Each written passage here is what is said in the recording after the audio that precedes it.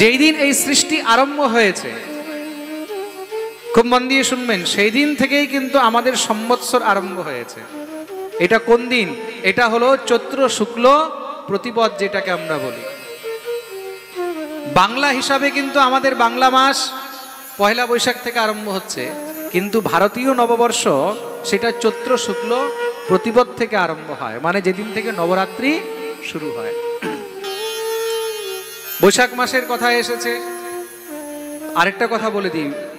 পদ্মপুরাণের মধ্যে বৈশাখ মাস মাহাত্ম্যে বর্ণন রয়েছে, যে জীব বৈশাখ মাসের মধ্যে জল সেবা করে, জল অর্পণ করে, ভগবান তার উপরে অতি প্রসন্ন হয়ে থাকেন।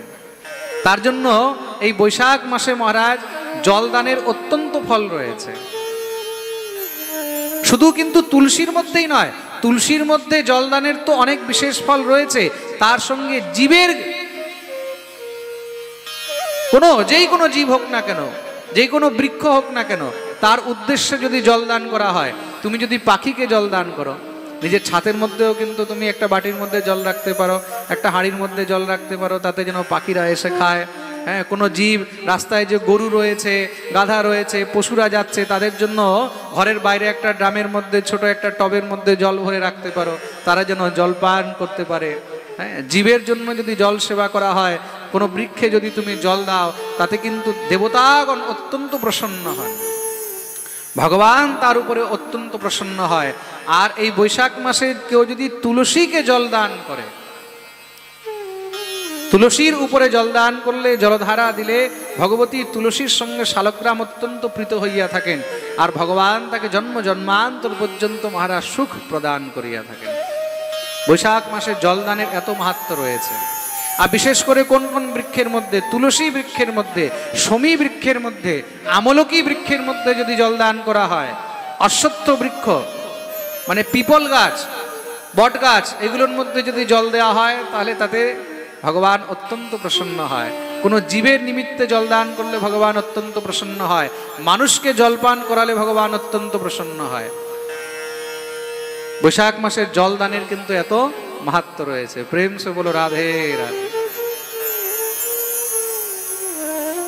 একজন ভক্ত আমাকে প্রশ্ন করেছিল, আমি দেখলাম ইউটিউবের মধ্যে পাঠের নিচে কমেন্টে প্রশ্ন করেছিল যে মহারাজজি, একাদশীর দিন কি তুলসীতে জল দেওয়া যাবে কি না? অনেকের মনে প্রশ্ন থাকে, তো কে কে জানতে চায়? হাত উপরে করো তো দেখে। বাকিরা জানতে চায় না, তাহলে ছাড়ো, আর বলে লাভ কি। বলবো কে কে জানতে চায়? এবার হাত উপরে করো। अच्छा सबाई एबार ताले प्रेम से बोलो, जोर से बोलो, अरे बोलो ना। देखो जब आप लोग राधे राधे बोलते हो ना तो हमको बहुत एनर्जी मिल जाती है। प्रेम से बोलो राधे राधे। जिज्ञासा करेছে एकादशीर दिन तुलसी गाছে जल देवा जाए कि ना। बैशाख मासे एकादशीर दिनों तुलसी गाছে जल देवा जाए। खूब मन दिए शुनबे किन्तु आमी तुलसी चयन विषये बोलेছিলাম, यूट्यूबे आलादा करे भिडियो देया आछे, कोन दिन तुलसी पाता तुलते नेই সেটাও আমি বলেছি, অনেক সুন্দর ভিডিও এটা দেয়া আছে। প্রায় এখনো পর্যন্ত ৫-৬ লাখ লোক এটাকে শুনেছে। কোন দিন তুলসী তুলতে নেই, তার মধ্যে একদিন হলো দ্বাদশীর দিন। তো অনেকে ভাবে দ্বাদশীর দিন কি তুলসী গাছে জল দেওয়া যাবে কিনা, এটাও আবার অনেকের মনে সংশয় থাকে। তুলসী তুলতে নেই তাহলে কি জল দেওয়া যাবে কিনা? দ্বাদশীর দিন তুলসী গাছে জল দেওয়া যায়, তাতে কোনো দোষ নেই। খুব মন দিয়ে শুনবে, একাদশীর দিন তুলসী গাছে জল দিতে নেই, কিন্তু বৈশাখ মাসে একাদশীর দিনও তুলসী গাছে জল দেওয়া যায়। অন্যথা অন্য সময় মহারাজ তুলসী গাছে জল একাদশীর দিন কিন্তু দেওয়া হয় না। বৈশাখ মাসে তার জন্য কিন্তু একদম ছুট রয়েছে। প্রেম সে বলো রাধে রাধে। ক্লিয়ার হলো তো জিনিসটা? এবার দিতে পারবে। অনেকে সংশয় হয় যে আমরা দেব না দেব না দেব না দেব না। আচ্ছা, দ্বিতীয়ত কথা, তুলসী বিষয়ে যখন এসেছে, এখন এগুলো পাঠের মধ্যে মাঝে মাঝেই মনে পড়ে। তুলসী চয়ন করার সময় কোনো সময় নখ দিয়ে তুলসী ছিঁড়তে নেই। আপনি নখ দিয়ে যদি তুলসী ছিঁড়েছেন, তুলসী তুলেছেন, তাহলে সেই তুলসী ঠাকুরের সেবায় আর লাগবে না। অনেকে হয়তো মনে মনে ভাবছো, মহারাজ আমরা তো এই কাজ অনেকবার করে দিয়েছি, তাই তো? প্রেম সে বলো রাধে রাধে। আমিও জানি কদাচিৎ কোনো সময় আমিও করেছি, কিন্তু যখন আমি গ্রন্থে পড়লাম তখন জিনিসটা আমিও বুঝতে পারলাম। নখ দিয়ে কখনো তুলসী পাতা তুলতে নেই, নখ দিয়ে ছিঁড়তে নেই, তাহলে আঙুল দিয়ে এইভাবে তুলবে তুলসী, এইভাবে কোনো সময় তুলবে না। নখ দিয়ে কোনো সময় ফুল তুলতে নেই। যেই পুষ্প নখ দিয়ে কেটে তোলা হয়, যেই পত্র নখ দিয়ে কেটে তোলা হয়, সেটা কখনো ভগবানের সেবায় লাগে না। যেই জলের মধ্যে তুমি নখ ডুবিয়েছো সেই জল ঠাকুরের ভোগে দেওয়া যাবে না। এই নখ সম্বন্ধে কিন্তু অনেক সুন্দর বিস্তারিত রয়েছে স্মৃতিশাস্ত্রের মধ্যে। এই নখ যদি তুমি জলের মধ্যে ঢুকিয়েছো, তাহলে সেই জল ঠাকুরের ভোগে লাগবে না, ঠাকুরের সেবায় লাগবে না।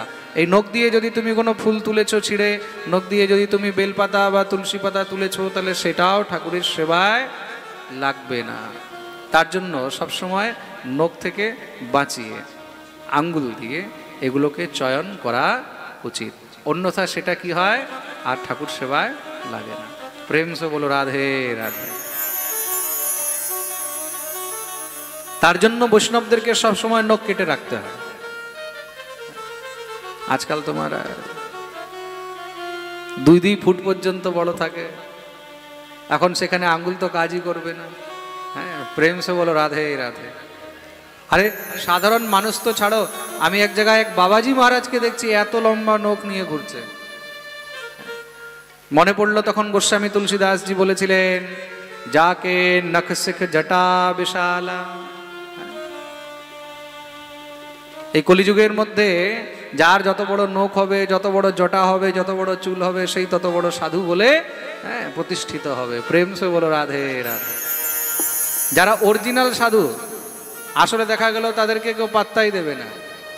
এত সুন্দর মাথা মুন্ডন করে, নখ টোক মহারাজ সবসময় একদম পয় পরিষ্কার রয়েছেন, ঠাকুর সেবায় যুক্ত রয়েছেন, তাদেরকে নয়। যারা একদম মহারাজ প্রদর্শনকারী, একদম মহারাজ দেখিয়ে ঘুরে বেড়াচ্ছে, তাদেরকে বলবে এরা অনেক বড় সাধু। প্রেম সে বলো রাধে রাধে।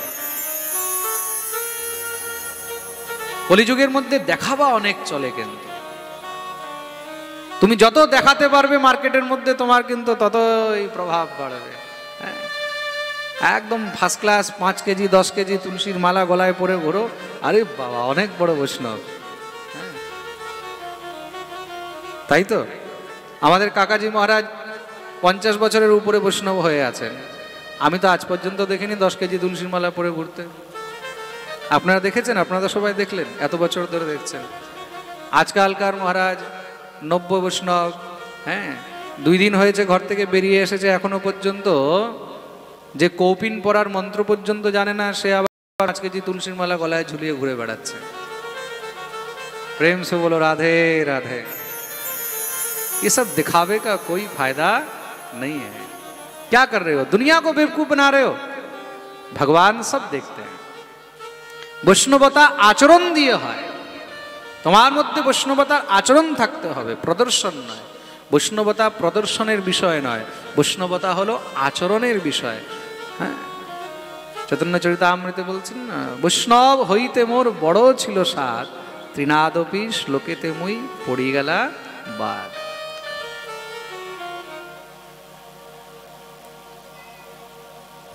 শ্রী ব্রহ্মাজি মহারাজ নিজের দক্ষিণ অঙ্গ থেকে এক পুরুষ আর